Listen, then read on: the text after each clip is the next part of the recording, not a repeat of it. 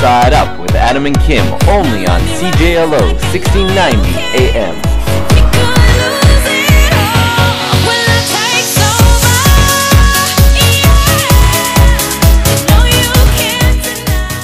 When I first started dating my boyfriend Mike, I think, you know, when we were young and in high school, it was like, oh, Valentine's Day, we have someone to celebrate with. But then over the years, you realize it's just this makeshift holiday that, I don't know, Hallmark is just come buy our products and support us and tell the people you love that you love them. But the people you love should know that you love them. You don't need a day designed for that. Every day should be Valentine's Day. It should be like in Alice in Wonderland with the unbirthday.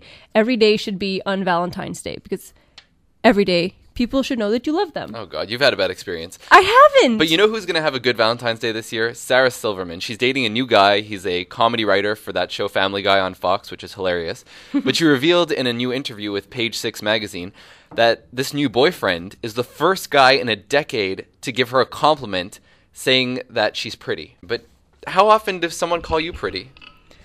Well, you call me pretty every day. I know. It's not like there should be a quota, like every day you should be called pretty or beautiful 3 times a day. But, I mean, if she hasn't been told that in 10 years, like, I don't know, that's sad. How many times do you get called pretty or beautiful? Especially over long distance, because you have a long distance relationship, and that if he doesn't see you, how does he know you're still pretty? That's what webcam was invented for. Oh, Skype. But he lets me know.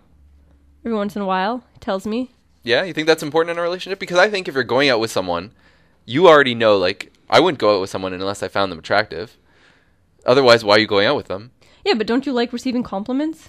You know what? No. You don't like receiving compliments? I do, but it depends. Because some people give a compliment fishing for their own compliment, and it makes me so uncomfortable. The type where you're like, oh, no, you're so good. And it's like, oh, do I have to say it back? I think if you're in a relationship, then it's not necessarily that way. Like, if you're maybe with friends, I think that's more the status quo? Yeah, but I don't know. I don't think like if you tell your significant other that, you know, you look so good tonight or whatever, that they're gonna be like, oh no, you look good tonight.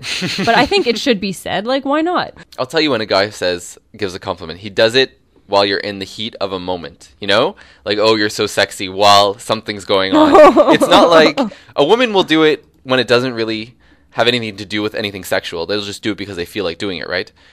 But a man will do it when things are getting frisky. A compliment's only special when the person really means it. So if she expects Jimmy Kimmel to say she's pretty 24/7 when he doesn't always mean it, or he doesn't always feel like saying it, it's not as special. Yeah, but I don't think she's expecting it 24/7. I don't think anyone, you know, expects it 24/7 or wants it 24/7. Compliments we're talking about. For some people, it seems Valentine's Day has gone to the dogs. Now get this. A new study shows that 1/5 of adults would rather spend February 14th with their pet over their partner. My boyfriend's in New York, and my little puppy Allie's at home, so I'm going to have to say Allie. And what are you guys going to do together on Valentine's Day? No graphic details, Kim. We'll probably watch a movie, you know. The survey also said, it surveyed 23 countries, and this is the interesting note. The people from France, were the least likely to choose a furry friend over a human. And I guess when you're already sleeping with a bitch, who really needs another one, right? Woo! No, but you know, I think that's interesting that the French would choose a person. That doesn't surprise me at all. They're dug. Oui, la ville d'amour. Have you been to France? I have. And was it? Paris. It was. I went on my graduating year, my high school grade 11. Sure. And what did you do? We went to Paris, and my boyfriend Mike was also on the trip when we were dating back then too, and it was really nice. It was freezing, but really nice. It was around this time, February, end of February. And was it as romantic as they say? Yeah, it really was nice. But I want to go back in the summer where it's not so cold. Right. Well, it's not as cold as it is here, right? You know what? Surprisingly, that's what I thought. And I was like, I'm just going to wear a little vest with a sweatshirt underneath, and I froze the entire time. It's a different type of cold. It's very humid, and it gets down to your bones. I'll tell you this, though, about animals over humans. Animals keep you warm at night, and they don't fart. That is a very important feature. That's so not true. Animals' farts are, you know, pretty decent compared to humans. Oh, what a lovely Valentine's Day show. I know, but animal farts. The good thing about humans is you never have to take them across the street in the middle of the night to go to the bathroom. So there are ups and downs to this debate. The survey actually said that people with a lower income were more likely to choose their pets than those with a higher income. Well, so people with less money would choose their pets over another person. Yeah, because you don't have to spend money on them. Done. Oh, you think that's what it is? Yeah. I thought it was people with more money just can pay for better sex. They can pay for better people to sleep with. So no. No, that's not where my head was at anyway. That's why I was like, what can people with more money offer? That's where my head went straight away. Not mine. But I'm probably going to be spending this Valentine's Day with my pets. I love you, I do.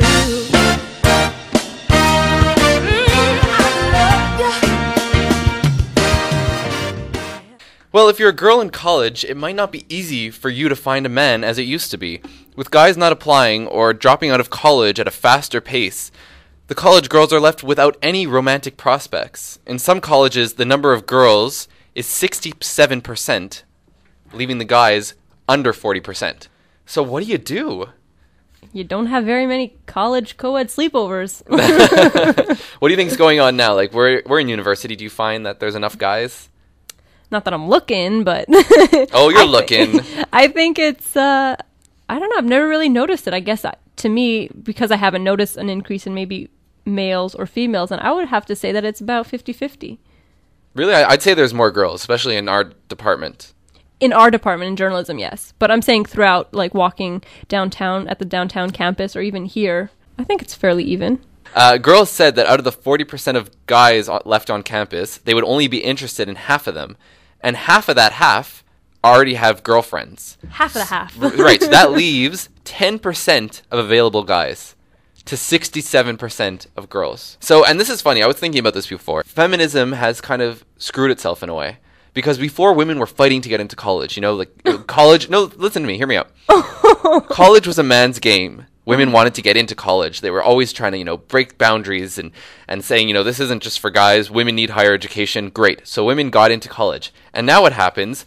Guys are dropping out of college, and women are taking up most of the college. So they can't find a mate that has the same intellectual level that they do, or the same education level.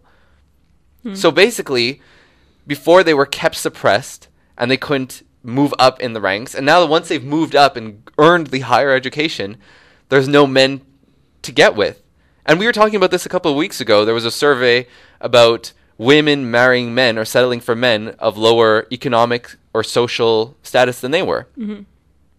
Because, and this is probably part of it, because there aren't enough guys going to university and there aren't enough guys to choose from. So these girls who are getting higher education, these girls who are becoming lawyers and doctors, don't have a guy of the same level to go out with. Yeah. They're going to end up going with the mechanic down the street who, that may not be that interested in. You can't generalize like that. And also, I don't think because there's less men in college that the feminist movement screwed itself over. I don't know. So just go to a different college, or you don't have to have a boyfriend in the same college as you, or in the same state, or in the same country for that matter. Hello. Right. Preaching to the choir. Right. And we have a story for you about car sex. Yes, the 1960s were a perfect place. Their cars were a perfect place to have sex. The old shaggin' wagon. Shaggin' wagon. Or even just cars. They had those bench seatings. This may be coming extinct because of compact cars. Well, everyone needs pointers on how to have better car sex. And here they are. Yes. How to make love in a car. Number 1. Very important. Find a consenting partner. Yeah, it's never fun when the person's not consenting. 2, own or borrow a car. I'm guessing it's best if you own a car, because if you're borrowing a car and doing this, I don't think you're going to get to borrow that car ever again. Although you don't have to worry about the mess if you borrow it. Just got to give it back the way it is. Oh, that's awful. Number 3, find a secluded spot, because it is illegal to have sex in a car in Canada unless no one sees you. Oh, so that means you can't do it while you're driving. Yeah, that you're probably not your best bet. Because I'm thinking if you're not allowed to talk on a cell phone, I don't think you're allowed to have sex while driving. Well, it depends what kind of sex we're talking about now. Because if your hands are both on the wheel and something else is happening elsewhere that's below the window level, I think it's fine. Yeah, but it's distracting. It could be a good distraction. And number 4, have sex. And number 5... What? That was a point?